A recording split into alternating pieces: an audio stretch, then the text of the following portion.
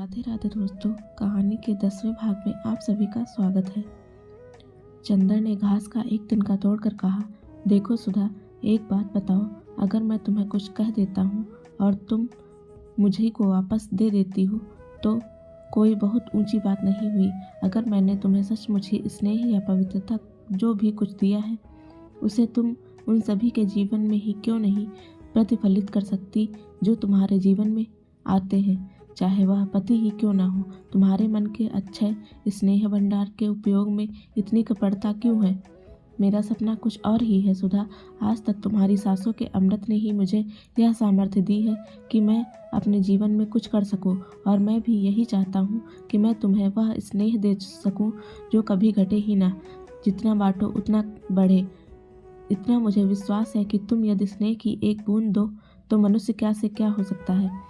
अगर वही स्नेह रहेगा तो तुम्हारे पति को कभी कोई असंतोष हो सकता है। और फिर कैलाश तो इतना अच्छा लड़का है और उसका जीवन इतना ऊंचा कि तुम उसकी ज़िंदगी में ऐसी लगोगी जैसे अंगूठी में हीरा। और जहाँ तक तुम्हारा सवाल है, मैं तुमसे भीख मांगता हूँ कि अपना सब कुछ होकर भी अगर मुझे कोई संतोष रहेगा तो यह देखकर कि मेरी सुधा अपने जीवन में कितनी ऊंची है। मैं तुमसे इस विश्वास की भीख मांगता हूँ। छी, मुझसे बड़े हो चंदर, ऐसी बात नहीं कहते।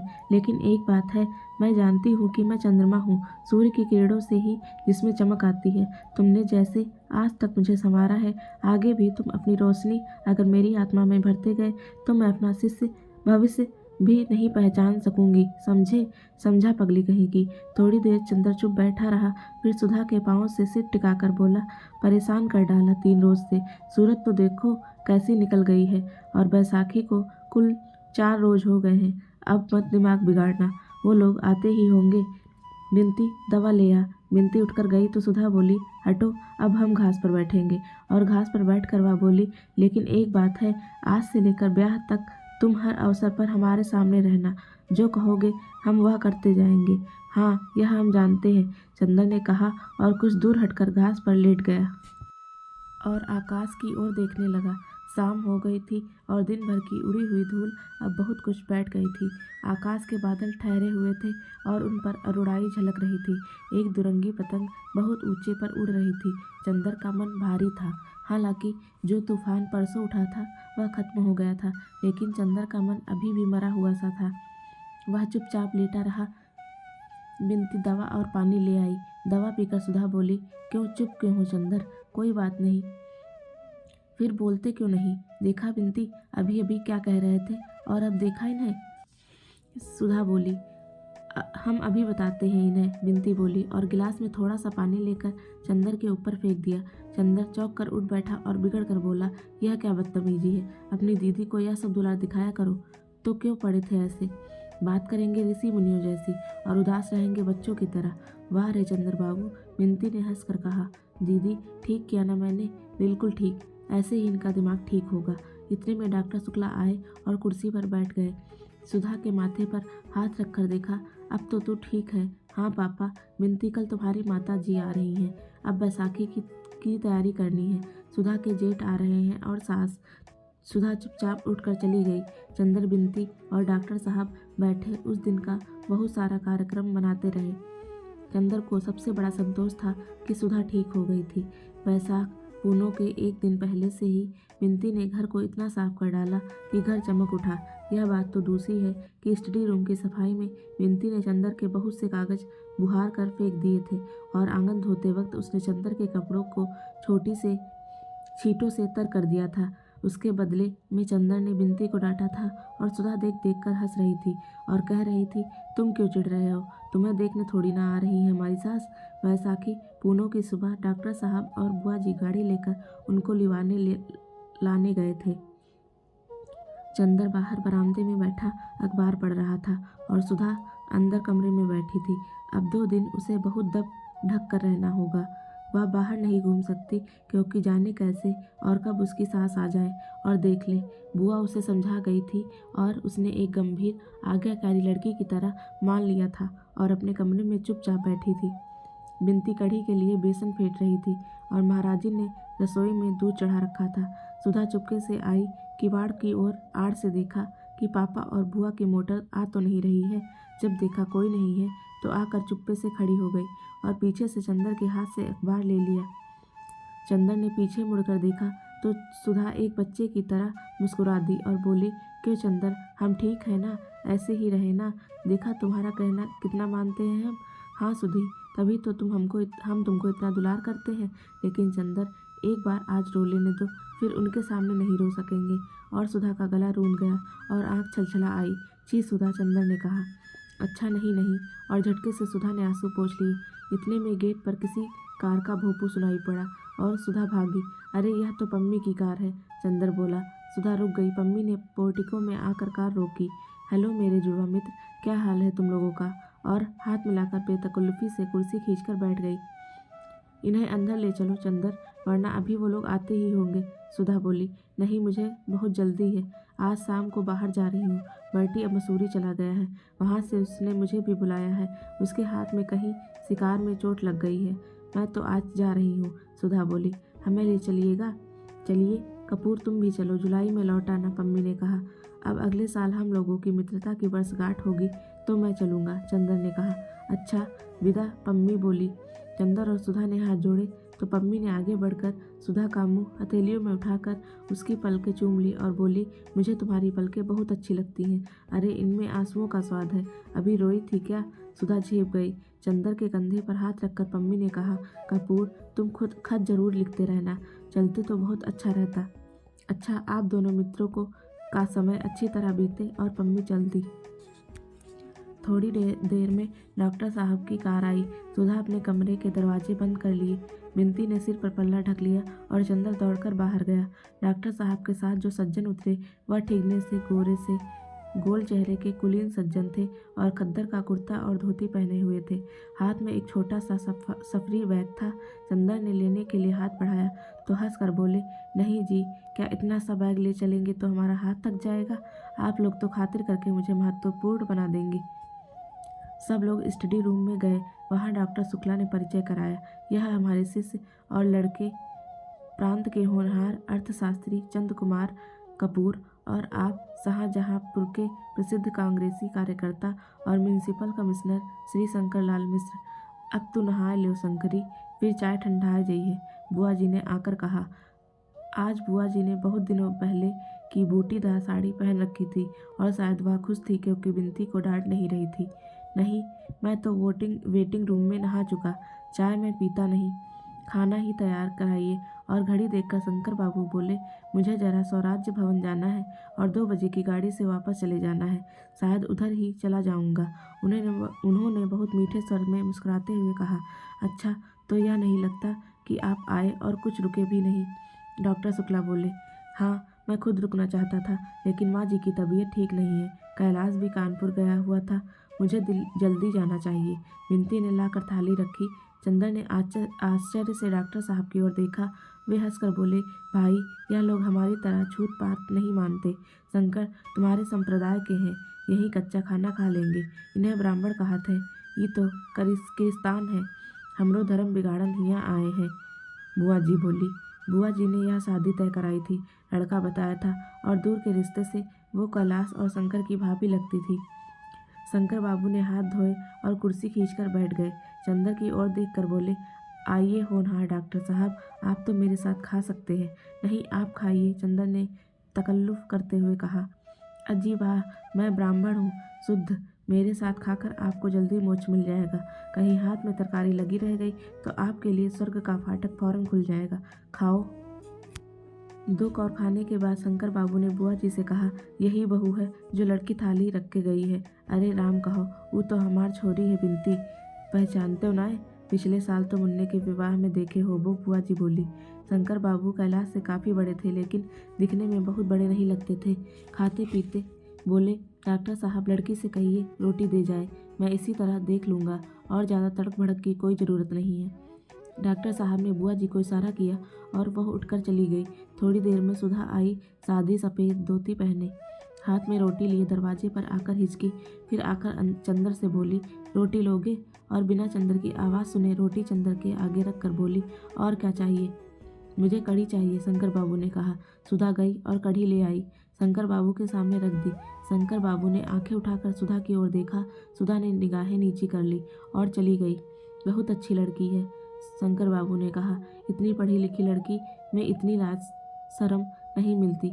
सचमुच जैसे आपकी ही लड़की थी। आपने उसे खूब बनाया है। कैलाश के बिल्कुल योग्य लड़की है।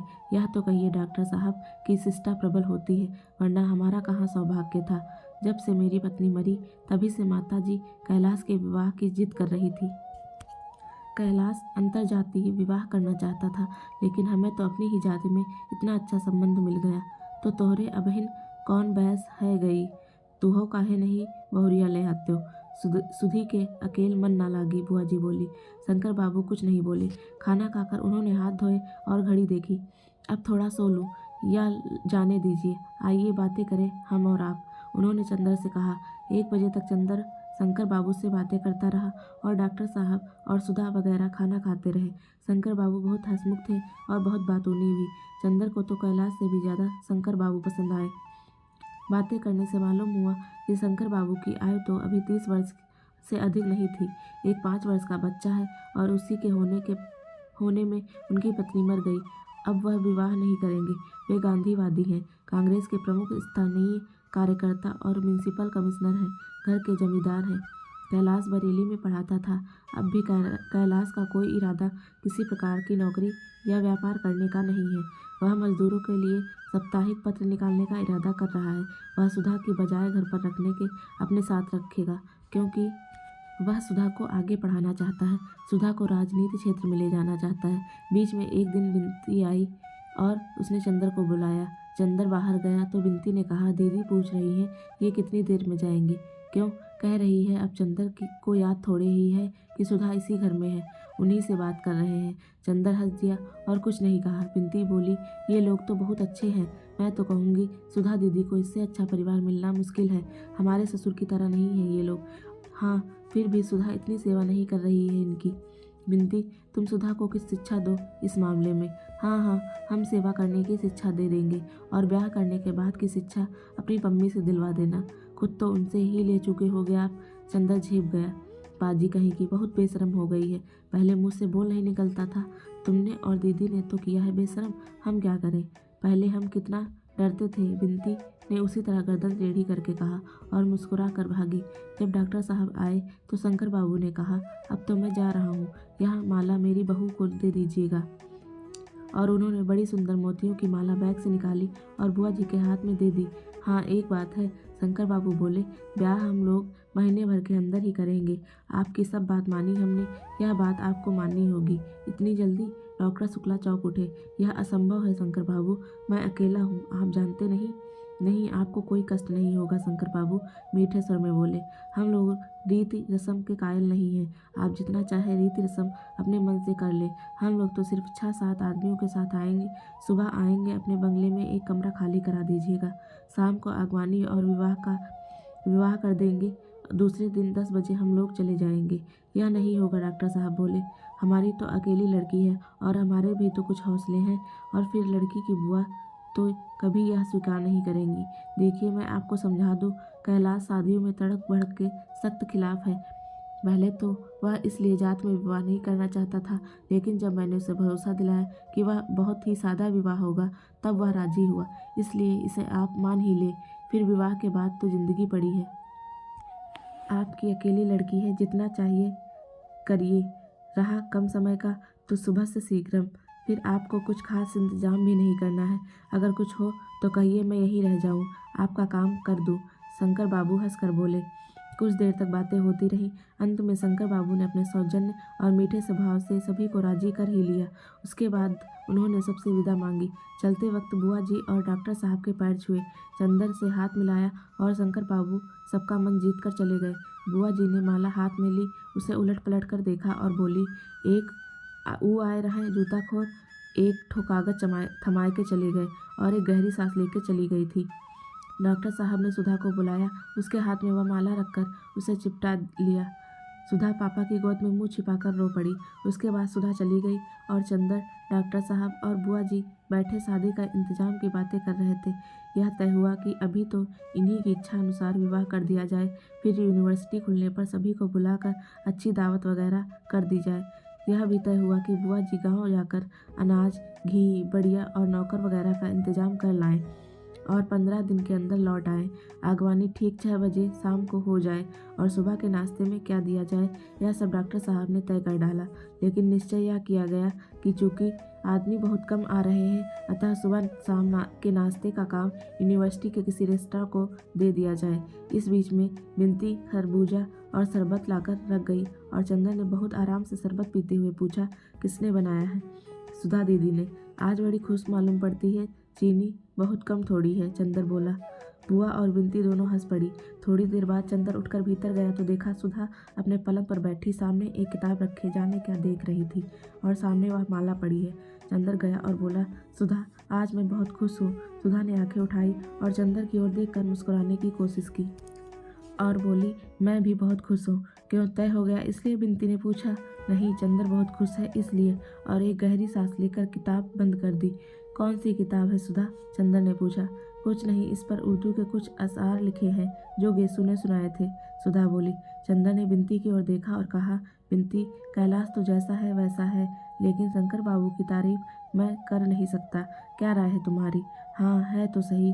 दीदी इतनी सुखी रहेंगी कि बस दीदी हमें भूल मत जाना, समझी? बिनती बोली। और हमें भी मत भूलना सुधा, चंदर ने सुधा की उदासी दूर करने के लिए छेड़ते हुए कहा। हाँ, तुम्हें भूल भी कैसे सकते हैं, सुधा ने और भी गहरी सांस लेते हुए कहा और एक आंसू गालों पर फिसल ही आया। अरे पगली, तुम सब कुछ अपने चंदर के लिए कर रही हो, उसकी आज्ञा मान कर रही हो, फिर यह आंसू कैसे? छी, और यह माला सामने रखे क्या कर रही हो? चंदर ने बहलाया। माला तो दीदी इसलिए सामने रखी है कि बतलाऊं, बिनती बोली। असल में रामायण की कहानी तो सुनी है चंदर तुमने? रामचंद्र ने अपने एक भक्त को मोती की माला दी और वह उसे दांत से तोड़कर देख रहा था। उसके अंदर राम नाम है या नहीं, सो यह माला सामने रखकर देख रही है, कहीं इसमें कहीं चंदर की झलक है या नहीं। चुप गिलहरी कहीं की। सुधा हंस पड़ी। बहुत बोलना आ गया है, सुधा ने हंसते हुए बनावटी गुस्से से कहा। फिर सुधा तकिए से टिक कर बैठ गई। आज गेसु नहीं है, मुझे गेसु की बहुत याद आ रही है। क्यों? इसलिए कि आज उसके कोई शेर याद आ रहे हैं। एक दफ़े उसने सुनाया था, ये आज फिजा खामोश है क्यों, हर जर्रे को आखिर होश है क्यों, या तुम ही किसी के हो न सके या कोई तुम्हारा हो न सका। इसी की अंतिम पंक्ति है, मौजें भी हमारी हो न सकी, तूफा भी हमारा हो न सका। वाह, यह पंक्ति बहुत अच्छी है, चंदर ने कहा। आज गेसु होती तो बहुत सी बातें करती, सुधा बोली। देखो चंदर, जिंदगी भी क्या होती है, आदमी क्या सोचता है और क्या हो जाता है। आज से 3-4 महीने पहले मैंने क्या सोचा था, क्लासरूम से भागकर हम लोग पेड़ के नीचे लेटकर बातें करते थे, तो मैं हमेशा कहती थी मैं शादी नहीं करूँगी, पापा को समझा लूँगी। उस दिन क्या मालूम था कि इतनी जल्दी जुए के नीचे गर्दन डाल देनी होगी और पापा को भी जीत कर किसी दूसरे से हार जाना होगा। अभी उसकी तय भी नहीं हुई थी और महीने भर बाद मेरी। सुधा थोड़ी देर चुप रही और फिर और दूसरी बात उसकी जो मैंने तुम्हें बताई थी। उसने कहा था, जब किसी के कदम हट जाते हैं तो सिर के नीचे से तब मालूम होता है कि हम किसका सपना देख रहे हैं। पहले हमें भी मालूम नहीं था कि हमारे सिर किसके कदमों पर झुके हुए हैं। याद है मैंने तुम्हें बताया था, तुमने पूछा था। याद है, चंदर ने कहा। बिनती उठकर चली गई, लेकिन सुधा या चंदर किसी ने ध्यान भी नहीं दिया। चंदर बोला, लेकिन सुधा, इन सब बातों को सोचने से क्या फ़ायदा, आगे का रास्ता सामने है, बढ़ो। हाँ, सो तो है देवता मेरे, कभी कभी जाने क्यों पुरानी बातें मन में आ जाती हैं और मन करता है कि बस सोचती ही जाऊँ। जाने क्यों मन को बड़ा संतोष मिलता है। और चंदर, जब मैं वहीं रहूँगी तो तुमसे दूर तो इन्हीं स्मृतियों के अलावा और क्या शेष रहेगा। तुम्हें वह दिन याद है जब मैं गेसु के यहाँ नहीं जा पाई थी और मैं उस स्थान पर हम लोगों का झगड़ा हो गया था। चंदर, वहाँ सब कुछ है, लेकिन मैं लड़ूंगी झगड़ूंगी किससे? चंदर एक फीकी सी हंसी हंसकर बोला, अब क्या जन्म भर बच्ची ही बनी रहोगी? हाँ चंदर, चाहती तो यही थी, लेकिन जिंदगी तो जबरदस्ती सब कुछ सुख चैन छीन लेती है, बदले में कुछ नहीं देती। आओ चलो लॉन पर चले, शंकर शाम को तुमसे बात ही करेंगे। उसके बाद सुधा रात के 8 बजे उठी, जब बुआ जी तैयार होकर स्टेशन जा रही थी और ड्राइवर मोटर निकाल रहा था, और उदास टिमटिमाते हुए सितारों ने देखा कि चंदर और सुधा दोनों की आंखों में आंसू के अवशेष नमी झिलमिला रही है। थोड़ी उठते ही सुधा ने क्षण भर चंदर की ओर देखा। चंदर ने सिर झुका लिया और बहुत उदास आवाज में कहा, चलो सुधा, बहुत देर कर दी हम लोगों ने। 15 दिन बाद बुआ आई तो उन्होंने घर की शक्ल ही बदल दी। दरवाजे पर और बरसाती में हल्दी के हाथों की छाप लग गई। कमरों का सभी सामान हटाकर दरिया बिछा दी गई और सबसे अंदर वाले कमरे में सुधा का सब सामान रख दिया गया। स्टडी रूम की सभी किताबें समेट दी गई और वहाँ एक बड़ी सी मशीन लाकर रख दी गई जिस पर बैठकर बिनती सिलाई करती थी। उसी को कपड़े और गहनों का भंडार घर बनाया गया था और उसकी चाबी बिनती या बुआ के पास रहती थी। गाँव से एक महाराजिन, एक कहारिन और 2 मजदूर आए थे। वो सभी गैरेज में सोते थे और दिन भर काम करते थे, पानी पीने को मांगते रहते थे। सभी कुर्सियां और सोफा सेट निकलवा कर साइबान में लगवा दिए गए। रसोई के पार वाली कोठरी में कुल्हड़, पत्तल और प्याले वगैरह रखे थे। पूजा वाले कमरे में शक्कर, घी, तरकारी और अनाज था। मिठाई कहाँ रखी जाएगी, इस पर बुआ जी, महाराजिन और बिनती में घंटे भर तक बहस हुई। लेकिन जब बुआ जी ने बिनती से कहा, आपन लड़के बच्चे का बियाह कियो तो कतरनी अस जबान चला लियो, अभिन हर काम में काहे टांग अड़ावा करत हो, तो बिनती चुप हो गई और अंत में बुआ जी की राय सर्वोपरि मानी गई। बुआ जी की जबान जितनी तेज थी, हाथ भी उतने ही तेज। 4 बोरा गेहूं उन्होंने साफ करके कोठरियों में भरवा दिए। कम से कम 5 तरह की दालें लाई थी। बेसन पिसवाया, दाल दरवाई, पापड़ बनवाए, मैदा छनवाया। रात को अक्सर बुआ जी महाराजिन तथा गांव की महरिन ढोलक लेकर बैठ जाती और गीत गाती। बिनती उनमें भी शामिल रहती। सच पूछो तो सुधा के ब्याह का जितना उत्साह बुआ को भी नहीं था, उतना बिनती को था। वह सुबह से उठकर झाड़ू लेकर सारा घर बुहार डालती थी। इसके बाद नहाकर तरकारी काटती, उसके बाद फिर चाय चढ़ाती। घर चमक उठा था जैसे रेशम, लेकिन रेशम के चमकदार, रंगीन, उल्लास भरे गोले के अंदर भी एक प्राणी होता है, उदास, स्तब्ध, अपनी सांस रोककर अपनी मौत की क्षण प्रतीक्षा करने वाला रेशम का कीड़ा। घर के इस सारे उल्लास और चहल पहल से घिरा हुआ सिर्फ एक प्राणी था, जिसकी सांस धीरे धीरे डूब रही थी, जिसकी आंखों की चमक धीरे धीरे कुमला रही थी। गोरा चंपई चेहरा पीला पड़ गया था और लगता था जैसे वह बीमार हो। खाना उसे जहर लगने लगा। अपने कमरे को छोड़कर कहीं नहीं जाती थी। एक शीतल पाटी बिछाए हुए उसी पर दिन रात पड़ी रहती थी। बिनती जब हंसती हुई खाना लाती तो सीधा इनकार कर देती थी। डॉक्टर शुक्ला को साहस न होता था कि सुधा से बोलने का। वह रोज बिनती से पूछ लेते, सुधा खाना खाती है या नहीं। बिनती कहती हाँ तो एक गहरी सांस लेकर अपने कमरे में चले जाते। चंदर परेशान था। उसने इतना काम शायद कभी न किया था अपनी ज़िंदगी में। सुनार के यहाँ, कपड़े वाले के यहाँ, फिर राशनिंग अफसर के यहाँ, पुलिस बैंड ठीक कराने, पुलिस लाइंस, अर्जी देने, मजिस्ट्रेट के यहाँ रुपया निकालने और जाने क्या क्या। जब पूरी तरह थक कर आता जेठ की तपती हुई दोपहरी में तो बिनती आकर बताती, सुधा ने आज फिर कुछ नहीं खाया। उसका मन होता कि वह सिर पटक दे। वह सुधा के पास जाता। सुधा आंसू पोंछकर बैठती, एक टूटी फूटी मुस्कान से चंदर का स्वागत करती। चंदर उससे पूछता, खाती क्यों नहीं हो? खाती तो हूँ चंदर, इससे ज़्यादा गर्मियों में मैं कभी नहीं खाती, सुधा कहती और इतने दृढ़ स्वर से कि चंदर कुछ प्रतिवाद नहीं करता। अब बाहरी काम लगभग समाप्त हो गए थे। वैसे तो सभी जगह हल्दी छिड़ककर पत्र रवाना कर दिए चुके थे, लेकिन निमंत्रण पत्र भी बहुत सुंदर छपकर आए थे। हालांकि कुछ देर हो गई थी। ब्याह को अब कुल 7 दिन बचे थे। चंदर सुबह 10 बजे एक डिब्बी में निमंत्रण पत्र और लिफाफा भरे हुए आया और स्टडी रूम में बैठ गया। बिनती बोली। बिनती कुछ सिल रही थी। सुधा कहाँ है? उसे बुलाओ। सुधा आई। सूजी आंखें, सूखे ओठ, सूखे बाल, मैली धोती, निष्प्राण चेहरा और बीमार चाल, हाथ में पंखा लिए थी। आई और चंदर के पास बैठ गई। कहो क्या कर आए चंदर? अब कितना इंतजाम बाकी है? सब हो गया सुधा रानी। आज तो पैर जवाब दे रहे हैं। साइकिल चलाते चलाते पैर में जैसे गांठें पड़ गई हो। चंदर ने कार्ड फैलाते हुए कहा, शादी तुम्हारी होगी और जान मेरी निकली जा रही है मेहनत से। हाँ चंदर, इतना उत्साह तो किसी को नहीं है मेरी शादी का, सुधा ने कहा और बड़े दुलार से बोली, लाओ पैर दबा दूँ तुम्हारे। अरे पागल हो गई है? चंदर ने अपने पैर उठाकर ऊपर रख लिए। हाँ चंदर, गहरी सांस लेते हुए सुधा बोली, अब मेरा अधिकार भी क्या है तुम्हारे पैर छूने का? क्षमा करना, मैं भूल गई थी। मैं पुरानी सुधा नहीं हूँ। और टप से 2 आंसू गिर पड़े। सुधा ने पंखे की ओट में आंखें पोंछ ली। तुम तो बुरा मान गई सुधा। चंदर ने पैर नीचे रखते हुए कहा, नहीं चंदर, अब बुरा भला मानने की दिन बीत गए। अब गैरों की बात का बुरा नहीं मान पाऊंगी। फिर घर के लोगों की बातों का बुरा भला क्या? छोड़ो ये सब बातें। ये क्या निमंत्रण पत्र छपा है? देखे। चंदर ने एक निमंत्रण पत्र उठाया और लिफाफे में भर कर उस पर सुधा का नाम लिखकर कहा, लो हमारी सुधा का ब्याह है, आइएगा जरूर। सुधा ने निमंत्रण पत्र लिया। अच्छा, एक फीकी हंसी हंसकर बोली, अच्छा, अगर हमारे पति देव ने आज्ञा दे दी तो आऊंगी आपके यहाँ। उनका भी नाम लिख दीजिए, वरना बुरा मान जाएंगे। और सुधा उठ खड़ी हुई। कहाँ चली? चंदर ने पूछा। यह बहुत रोशनी है, मुझे अपना अंधेरा कमरा ही अच्छा लगता है, सुधा बोली। चलो, बिनती वही कार्ड ले चलो, चंदर ने कहा। आओ सुधा, आज कार्ड लिखते जाएंगे, तुमसे बात करते जाएंगे। जिंदगी देखो सुधी, आज 15 दिन से तुमसे 2 मिनट बैठकर बात भी ना कर सके। अब क्या करना है चंदर? जैसा कह रहे हो वैसा कर तो रही हूँ। अभी कुछ और बाकी है तो वह भी बता दो, वह भी कर डालूं। अब तो रो पीट कर ऊंचा बनना ही है। बिनती ने कार्ड समेटे तो सुधा डांट कर बोली, रखो इसे यही। चली उठा के बड़ी चंदर की आज्ञाकारी बनी है। ये भी हमारी जान की गाहक हो गई है। अब हमारे कमरे में लाइए तो सब टांगे तोड़ दूंगी, पाजी कहीं की। बिनती ने कार्ड धर दिए। नौकर ने कर कहा, बाबूजी, कुम्हार अपना हिसाब मांगता है। अच्छा, अभी आया। सुधा और चंदर चला गया।